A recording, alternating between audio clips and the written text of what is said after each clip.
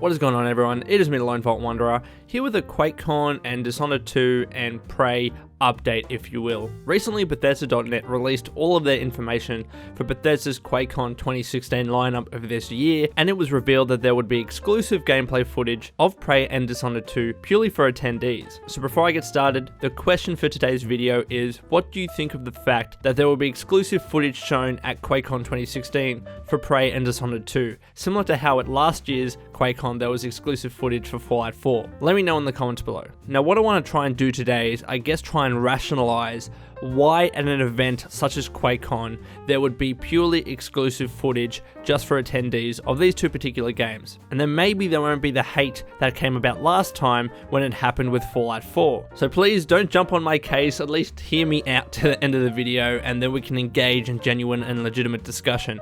First of all though, I'm going to be reading the QuakeCon article, which is linked in the description below, and then we'll talk about it. So it starts off by saying QuakeCon 2016 opens on Thursday, August 4th at 10 AM and will run to 12 PM on August 7. The annual QuakeCon welcome will kick off at 3 PM and will feature a special look at Quake champions, in addition to attendee exclusive gameplay presentations of Prey and Dishonored 2. For those that can't make it in time for Thursday's annual QuakeCon welcome, Arcane Studios' Harvey Smith and Rafael Colantonio will take the stage once again on Saturday, August 5th at 2 PM for encore presentations of Prey 2 and Dishonored 2 exclusively for attendees. So even this article from Bethesda is making it crystal clear that there will be exclusive gameplay footage of Dishonored 2 and Prey at this year's QuakeCon. I mentioned it before and I mentioned it again. It was a similar situation with Fallout 4 at last year's, when we really hadn't seen much about the game. And effectively the way it went down, there was a stream at QuakeCon, and then the person presenting was like, alright guys, for those of you at home watching from Twitch or streaming this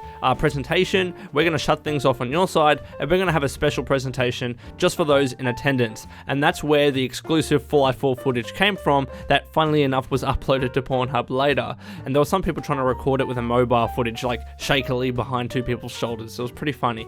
But nevertheless, that's how it went down last year, and it's going to happen again this year with those two games. And look, I know people got upset, especially with Fallout 4 last year and how there was exclusive footage. And I won't lie, I was a bit jaded too, because like, oh, we haven't seen much about Fallout 4, I'm really excited for this game. And then we were kind of blue board in that sense, where they just shut the stream off for us, and then only those in attendance could see exclusive footage. But after I thought about it then, and even still to this day, I still think the same, I didn't actually mind that they showed exclusive footage to those in attendance, and let me try and explain why.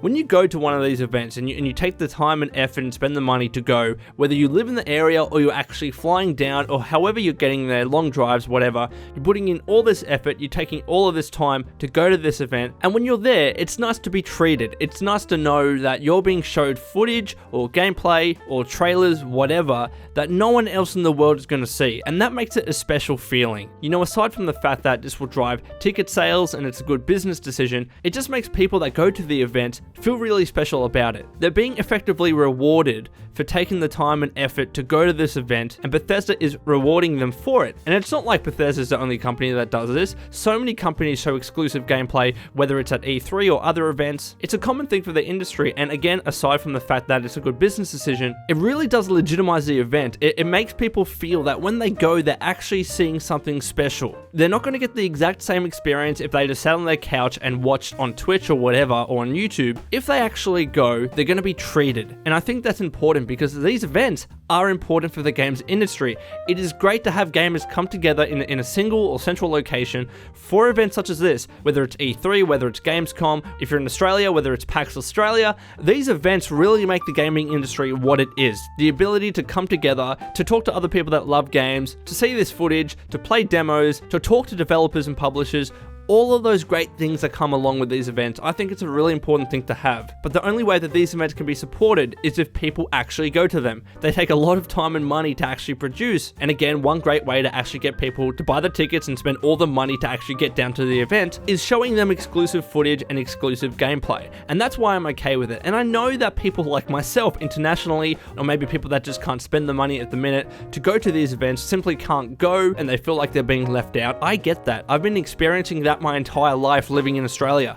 In the past, we didn't really get much events in Australia. Nowadays, we are getting a bit more, whether it's EB Expo or whether it's PAX Australia. But for a very long time, I personally did feel left out because I couldn't go to these events and I couldn't experience the games industry for what it was in the flesh. However, when I do go to an event like I went to EB Expo, it's nice to be treated. It's nice to be shown something that no one else in the world is going to be seeing because they either didn't or couldn't, unfortunately, put in the time and the effort and the money to go to that event. So for me, it legitimizes the event and it makes me feel special. It makes me feel important. And personally, if I was to take all of the time and effort and resources to go to one of these events, and I'd get effectively the exact same experience as I would if I was sitting on my bed watching on Twitch, then even then I'd feel a bit jaded about it. Suddenly the event doesn't feel special anymore. And then maybe next time I won't go, and then maybe next time a lot of other people won't go, and then that will effectively stop the support for the event, and maybe it won't be held in future years. So that's why I think it's really important for these events to show exclusive gameplay and exclusive footage,